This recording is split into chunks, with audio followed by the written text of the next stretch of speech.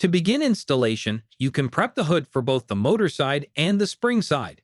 Pre-drill through the hoods, or you may call it a cassette. At least 2 fasteners at the top and bottom of each side. The next step is to install the motor side hood. Fasten through the holes you pre-drilled.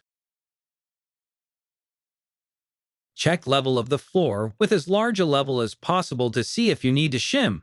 Repeat the same step on the receiver or spring side. Measure between both hoods to get your track measurements. It's time to cut tracks. Always be sure not to cut the funnel inside the track. We recommend deducting 3/8 from your overall measurement. Once the tracks are cut, you can install.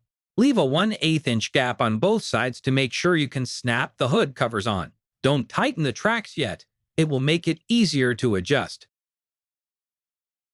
Once the tracks are installed, you are ready to insert the fabric. Take the hem bar in one hand and hold the roll of mesh in the other. Unspool and shimmy the fabric towards the spring side, keeping the zipper in the PVC channel. Next, you want to Velcro the fabric to the roller tube. You want to start at the top, line up the teeth of the zipper with the PVC retainer in the track.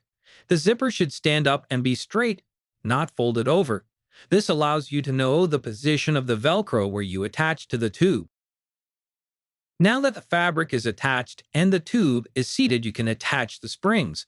Simply screw in the machine screw from the spring to the threaded portion of the hem bar cap.